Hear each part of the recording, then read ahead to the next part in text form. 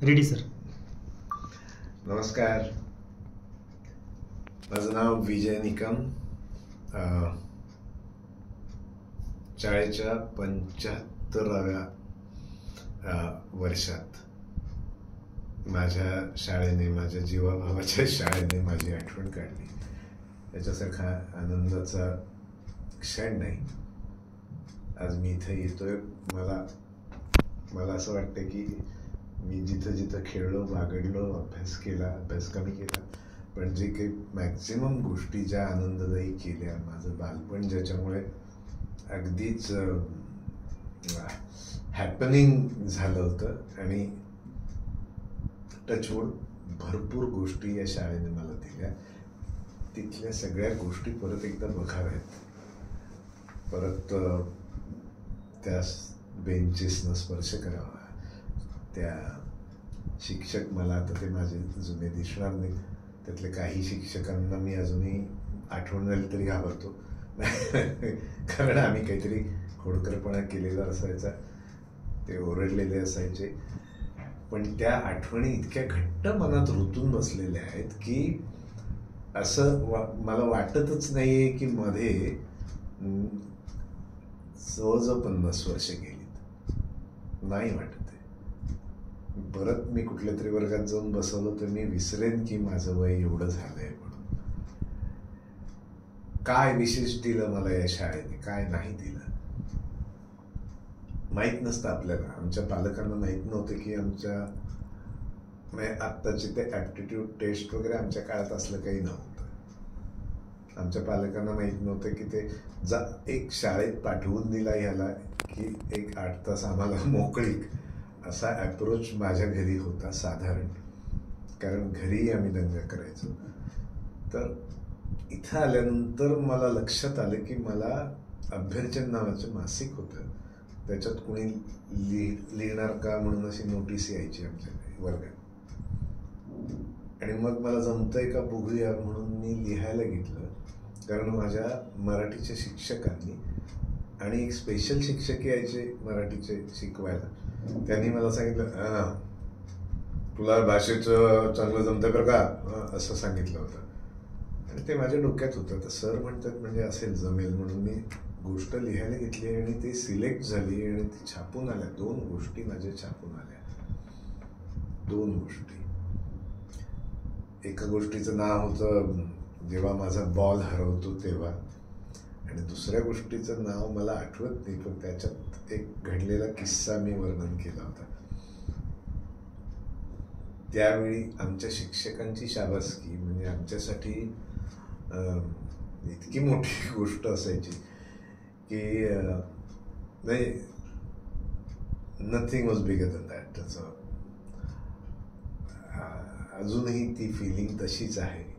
Rather एखादा शिक्षक आमच्याकडे अतिशय अरे वा, वेल डन, अशा नुसते चेहऱ्याने बघायचे आमचे शिक्षक, ते आमच्या लक्षात राहायचं. आणि आम्ही तिथून बाहेर पडून धावत धावत धावत घरी जाताना आमचा आनंद व्यक्त करायचो. केवढं महत्व होतं. या शाळेने मला शिकवलं. लिहायला मला जमू शकतं हे शाळेने शिकवलं. मला टेबल टेनिस खेळता येऊ शकतं शाळेने शिकवलं.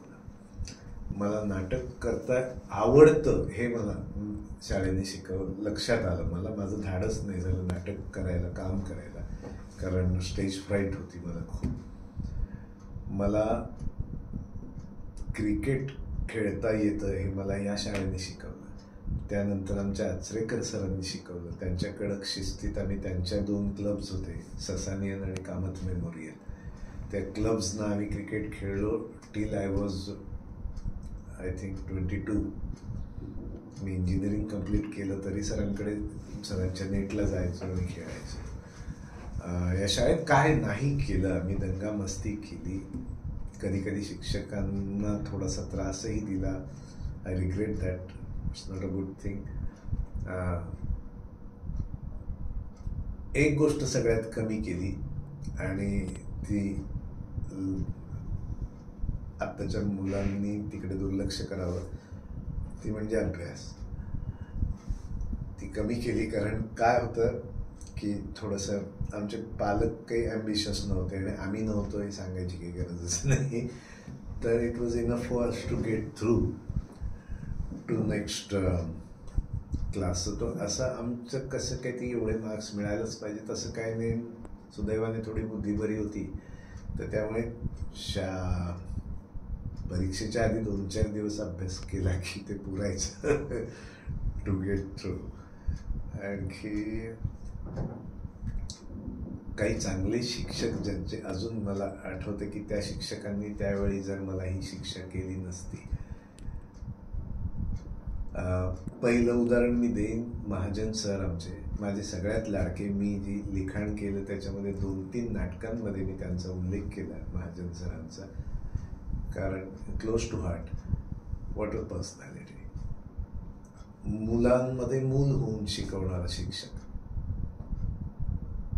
आम्हाला असं कधीच वाटलं नाही की एक काहीतरी मोठी फिगर आमच्या वर्गात येते. महाजन सरांचा क्लास पहिले 5 मिनिटं आम्ही दंगा करायचो, काही ते करू द्यायचे. ते म्हणायचे तुमची एनर्जी जरा ती जाऊ द्या, ती थोडी वेंट आउट झाली की नंतर तुम्ही शांत व्हाल, मग आय टीच यू. आणि त्यांच्यामुळे मला कळलं की मला लँग्वेजेस, इंग्लिश बरी जमते, मराठी बरी जमते आणि हिंदी बरी जमते. आणि त्यानंतर आयुष्यात मला फक्त लँग्वेजेसच बऱ्या जमल्या. मी इंजिनिअरिंगचा स्टुडंट जरी असलो तरी मी माझ्याकडे बेसिक इंजिनिअरिंगसाठी लागणारं टॅलेंट नव्हतं. माझे मित्र गेले इंजिनिअरिंगला म्हणून मी गेलो आणि मी कसा बसं त्यातून बाहेर पडलो. That helped afterward to earn some money for family, but nothing else.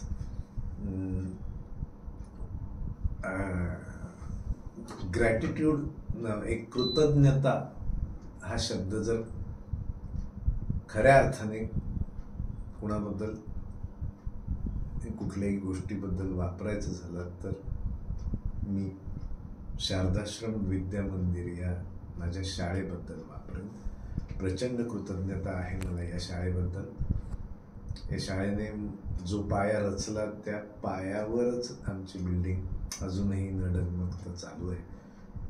तर त्या इथल्या शिक्षकांना, संचालकांना आणि सगळ्यांना माझ्याकडून अत्यंत आदरपूर्वक आणि प्रेमपूर्वक नमस्कार. 75 वर्ष झाली या शाळेला.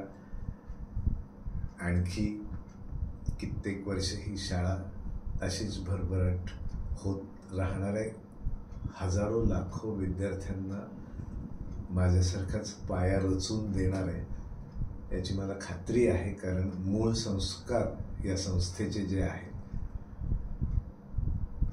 ते शिक्षणासाठी आणि स्वतःच्या विद्यार्थ्यांच्या आतल्या सगळ्या गुणांना शोधण्यासाठी अतिशय पोषक असे आहेत. त्यामुळे भाग्यवान आहेत जी मुलं जी या शाळेत शिकायला येतात. आणि त्या माझ्या काळच्या माझ्या सहविद्यार्थी मित्र या सगळ्यांच्या आठवणी सुद्धा आज उचंबळून येत आहेत. हॅरिस शिल्ड आणि गाईल शिल्डला आम्ही नेहमी फायनलला असायचो. कधी फायनल ही शाळा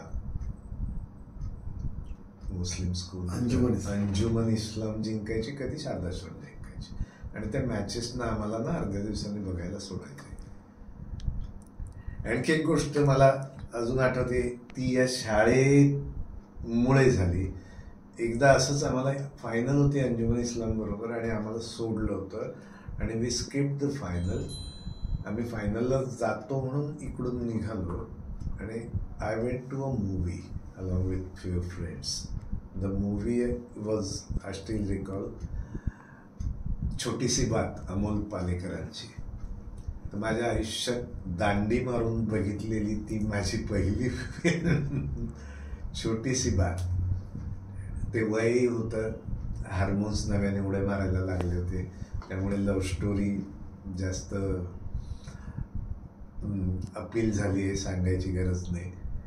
आणि त्यानंतर मला ते फिल्म्स बघायचं जे वेड लागलं तेही या शाळेतर्फे लागलं. आता एक वाईट गोष्ट, वाईट म्हणजे वाईट नाही आहे, एक अशी गोष्ट सांगतो जी मला माहीत नाही. सर तुम्हाला वाटलं एडिट कराविषयी तर एडिट करा, पण it's an interesting story. 12th ला अचानक माझ्या घरी एक लेटर आलं, तुमच्या पालकांना म्हणजे मुख्याध्यापकांनी भेटायला बोलावलं. आता माझे वडील पोलीस इन्स्पेक्टर होते आणि अत्यंत रागीट होते. माझ्या आईने ते लेटर वडिलांच्या हातात पडू दिलं नाही, कारण तिला माहिती होतं हा मार खाणार. तिने काय केलं, वडिलांना न सांगता आई शाळेत आली भेटायला. ती म्हणाली वडिलांना जॉबमुळे नाही वेळ आहे.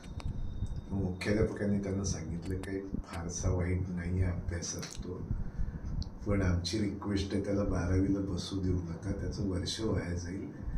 आई म्हणाली का? त्यांनी तिकडे कागद फेकलं, हे बघा 16 पैकी 4 प्रॅक्टिकल्स फिजिक्स, 18 पैकी 3 प्रॅक्टिकल्स केमिस्ट्री. हा वर्गातूनही मागच्या दाराने जातो आणि टेबल टेनिस खेळत बसतो आणि टेबल टेनिस रूमला बाहेरून टाळा लावायला सांगतो पिऊनला. आतून आवाज आला म्हणून आम्ही कधीतरी चेक केलं तेव्हा हा आणि त्याचा मित्र खेळत होते. हा उठून जातो त्या क्रिकेट टीमच्या प्रॅक्टिसला जातो, 3 वाजता निघतो. हा अभ्यास नाही करत आणि 12वीचं वर्ष महत्त्वाचं आहे.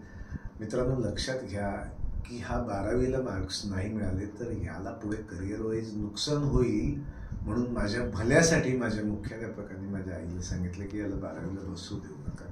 कुठली शाळा असं करत नाही, रिझल्ट देतात.